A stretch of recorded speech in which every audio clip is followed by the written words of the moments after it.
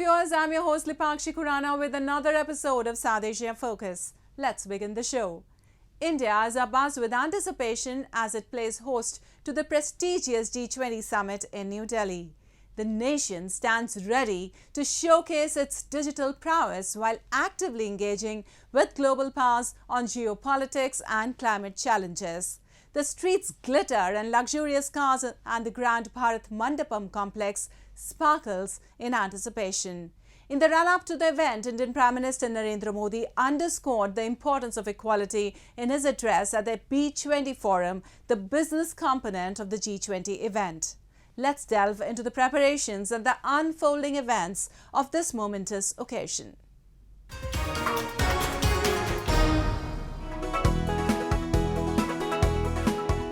More than 450 fancy and top-notch luxury cars are getting prepared for the important G20 summit in New Delhi. According to a car rental company, they are getting luxury cars like Audi Q7, BMW 5 Series and Mercedes Maybach ready for the summit, set to take place on September 9th and 10th.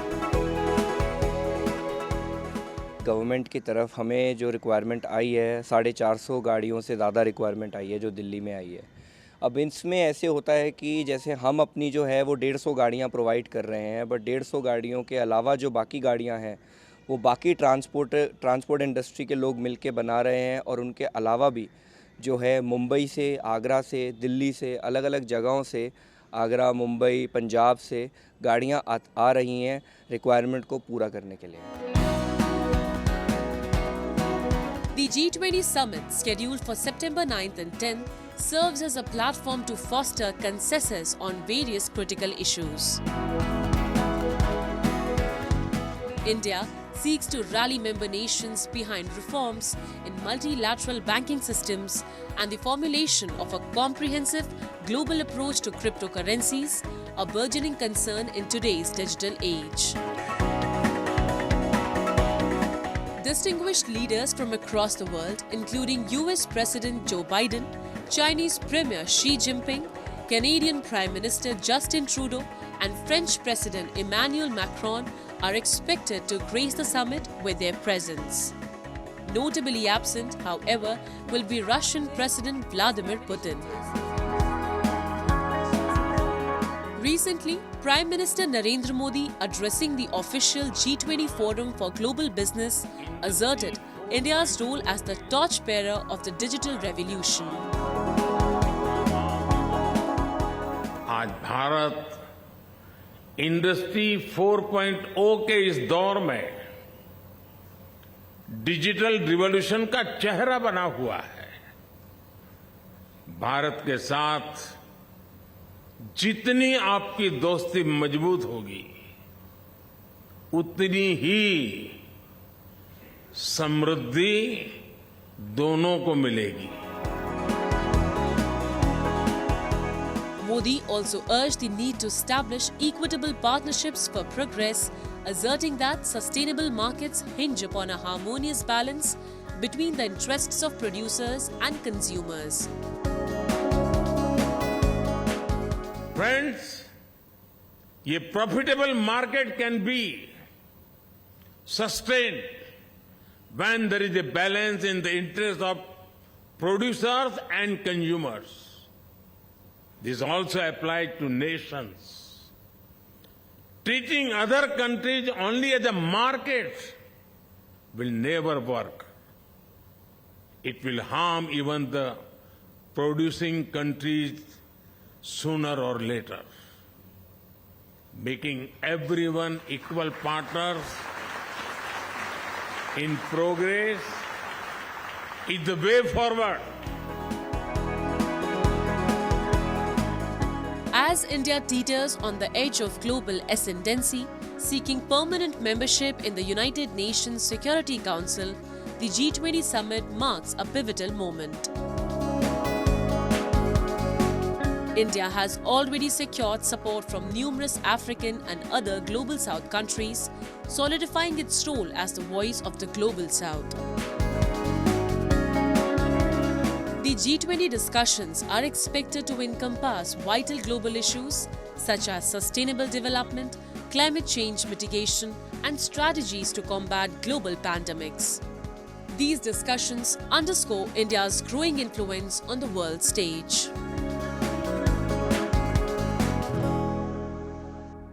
Moving on, the government of Pakistan is dealing with a consistently escalating heap of problems, and the country's leaders are struggling to handle these issues, and the situation has sparked protest all over.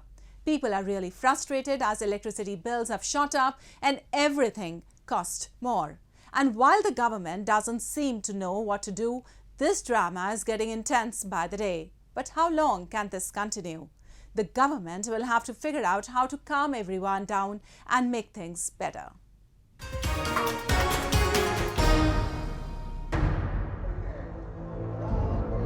In the heart of Karachi, a scene of unity and dissent played out.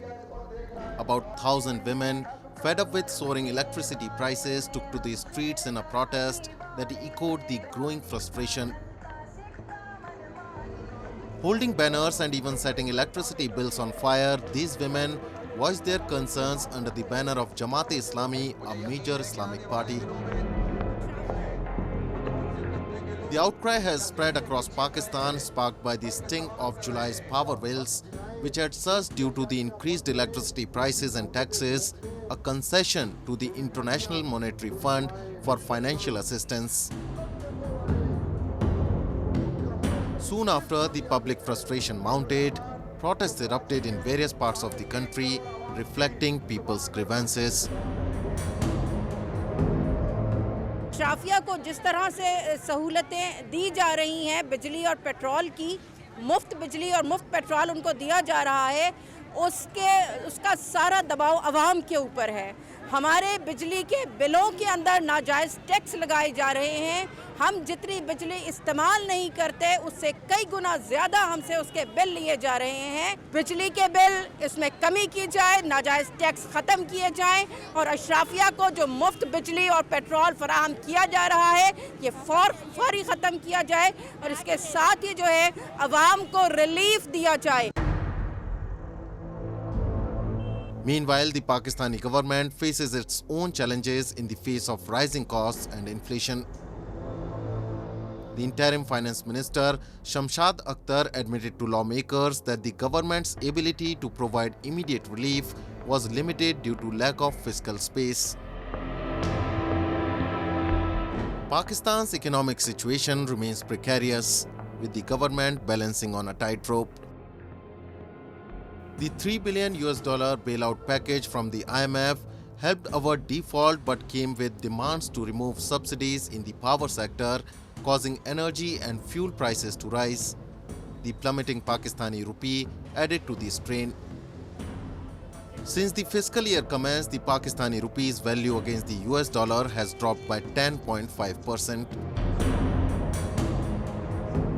आवाम के बिलों में जो इतना इजाफा किया है, इतने दीगर टैक्सेस का इजाफा किया है, उन सबको फ़ौरन वापस लें, नहीं तो ये आवाम जो आज सड़कों पर आई है, कल अल्लाह ना करे कि ये कानून हाथ में ले।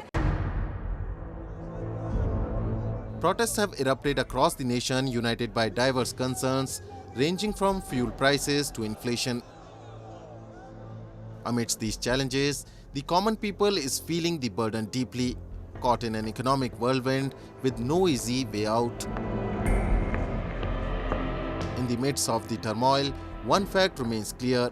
The government's struggles to steer the nation to stability are evident in its missteps and the growing divide between its leadership and the people. And as the drama unfolds, the question remains, can the government regain control and provide the relief the people so desperately need?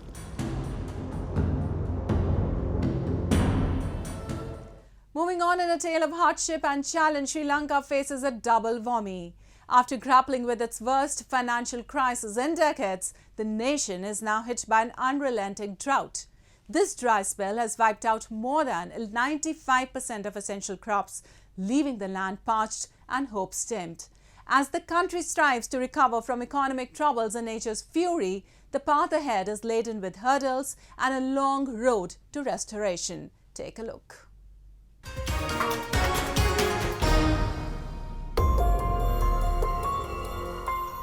"63-year-old HJM Seneviratne stands amidst his parched fields, slicing through brittle paddy stems.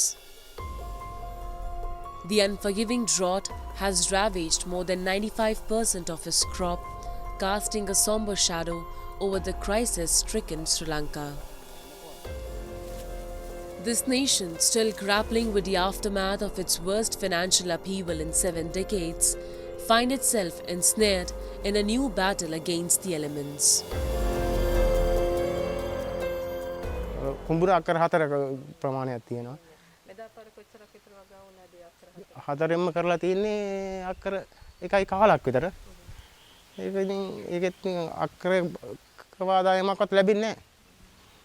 සාමාන්‍ය දිවසර අක්කරේ දිවසර 80ක්වත් අඩුම තරමේ ගන්නවනේ. ඉතින් එහෙම 20 කොහොමදත් ලැබෙන්නේ? 20ක්වත් ලැබෙයිද කියන එක සැකයි. The country's financial crisis, triggered by a dire shortage of foreign exchange reserves, dealt a crippling blow to the island's economy. Only through an infusion of $2.9 billion from the International Monetary Fund did Sri Lanka embark on a slow path to recovery. Inflation, once rampant, has found restraint, while the local currency has gradually fortified its position against the global market turmoil. But just when a glimmer of economic respite appeared on the horizon, the heavens withheld their bounty. The vital southwest monsoon, a lifeline for the summer harvest, faltered in the grip of El Nino weather pattern. The meteorological department's forecast casts a grim outlook, promising no respite until October. This cruel twist leaves farmers like Seneviratne in a relentless struggle. ඒ වෙනකන් බීමටත් ජලය නැහැ. ඉතින් අපි දැන් සල්ලි වලට තමයි වතුර ගන්නත් වෙලා තියෙන්නේ. ලීටරයක් රුපියල් 3ක් වගේ මුදලක් දීලා තමයි ගන්න වෙන්නේ. අරගෙන දැන් ඒකත් ඒ වතුර මේ කෑන් එකකුත් දින 3කට වගේ තමයි සෑහෙන්නේ. බීමට පමණයි. ඉතින් අනික් වැඩ කරගන්න ඉතින් ඔය එහෙම තමයි හොයාගන්නේ පාරේ තියෙන ලිංග වලින්.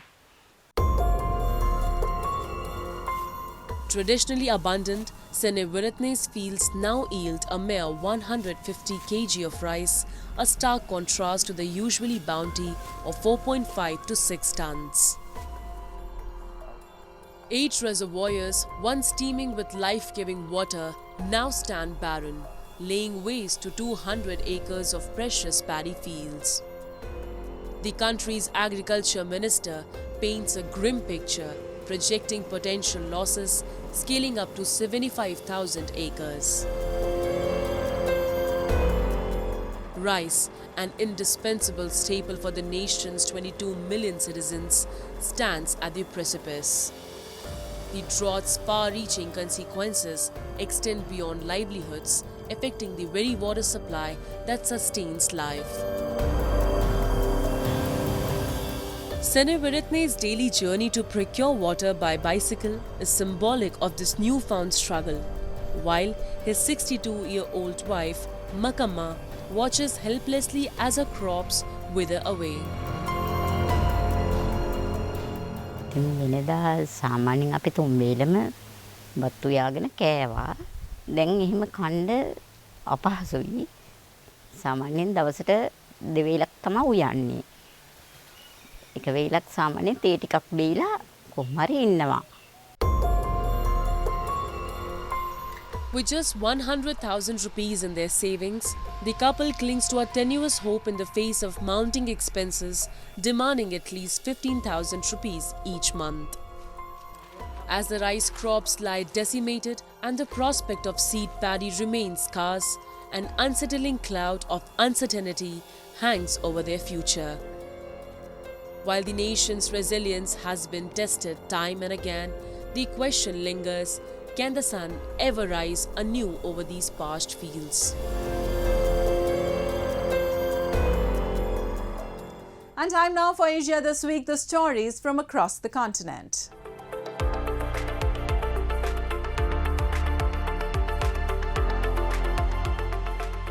Papua New Guinea will join a handful of countries to open an embassy in Jerusalem, a decision long sought by pro-Israel church groups in the deeply Christian Pacific nation, and as Prime Minister James Marape seeks to boost foreign investment.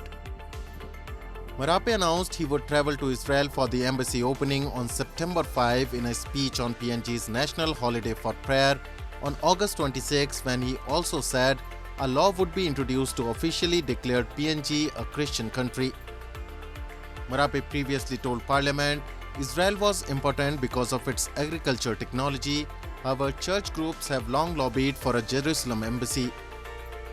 The majority of countries with an official diplomatic presence in Israel have their embassies in Tel Aviv, with only the United States, Kosovo, Guatemala and Honduras basing theirs in Jerusalem.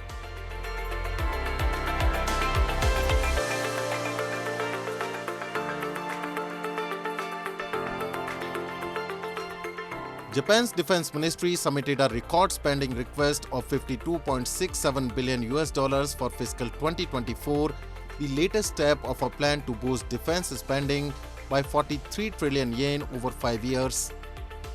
The defense ministry plans to set aside more than 6.16 billion to secure ammunition and weapons, including new ship-to-air missiles, according to the budget request. The request is for second year of Prime Minister Fumio Kishida's plan to double the country's defense spending to 2% of gross domestic product by 2027, as it faces up to an increasingly assertive China and unpredictable North Korea. The request comes as Tokyo's relations with Beijing deteriorated sharply, with Japan last week beginning to dump treated radioactive water from its wrecked Fukushima nuclear plant into the sea. China has condemned the release and banned Japanese seafood imports.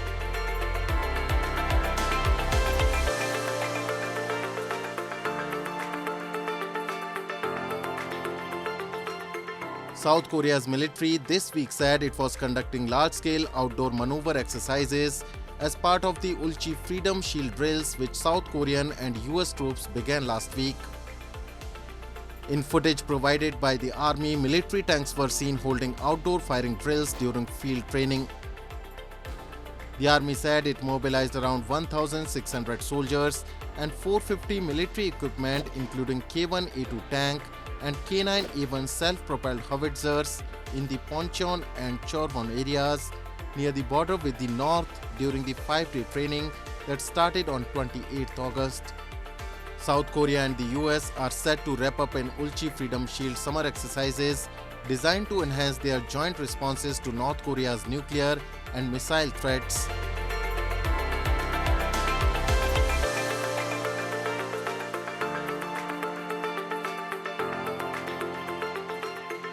Terry Gou, the billionaire founder of the major Apple supplier Foxconn, said this week he was entering the race to be Taiwan's next president as an independent candidate in the 2024 elections. Gou stepped down as Foxconn chief in 2019 and made a presidential bid that year, but dropped out after he failed to win the nomination for Taiwan's main opposition party, the Kuomintang KMT, which traditionally favors close ties with China. He made a second bid to be the KMT's candidate for the presidential election to be held in January earlier this year, but the party chose instead Ho Yu-hee, the mayor of New Taipei City. Gou has spent the past few weeks touring Taiwan and holding campaign-like rallies, fueling speculation he was planning to run as an independent. Gou must gather close to 300,000 voter signatures by November 2 to be qualified as an independent candidate.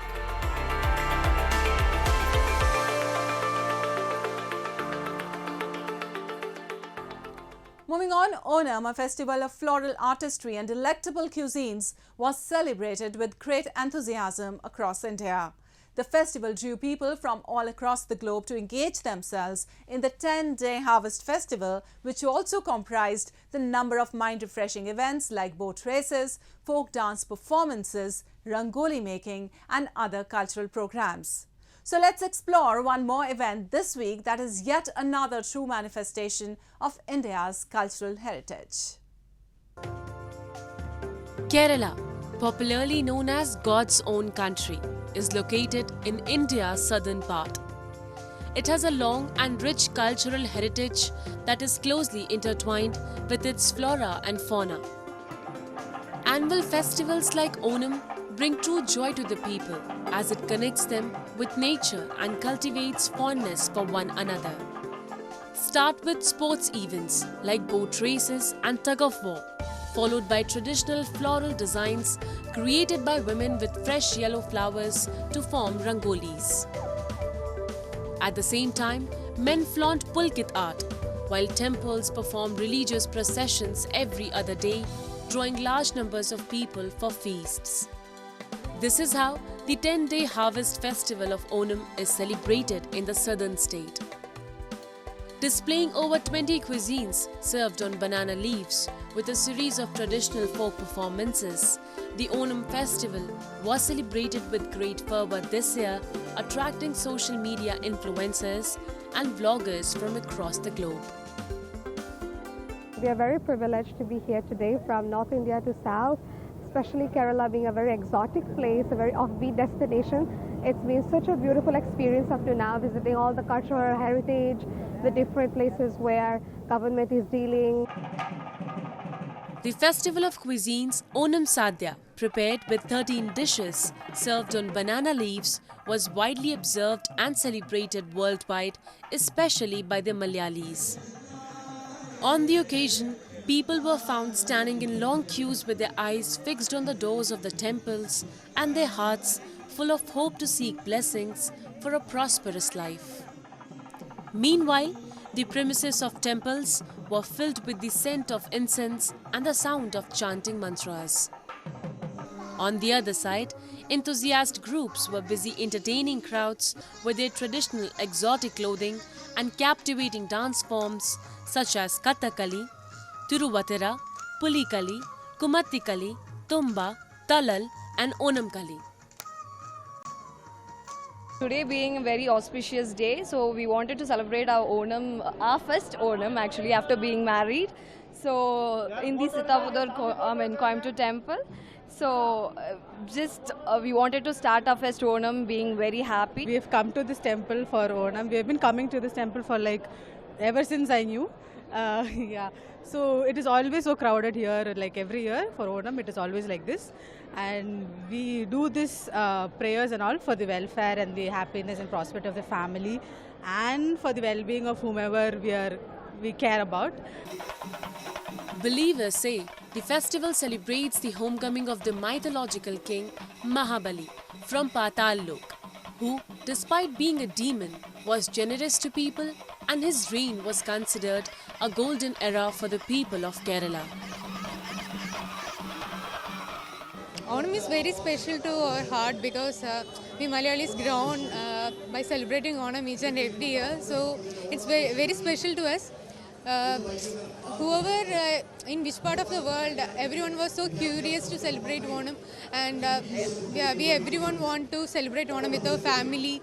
So after my 5 years of MBBS life, I couldn't celebrate Onam very much. So today, this year, after completion of my MBBS, I am very much excited to celebrate Onam with my family. Festivals like these serve a greater significance for people of today's generations, as they not only refresh their minds but also help them gain consciousness towards their everyday activities. Apart from the health aspect, the festival is also garnering appreciation and alluring tourists from around the globe. States across the country mark Harvest Festival under different name and different traditions. With that, we come to the end of this week's episode. See you next week. Goodbye and take care.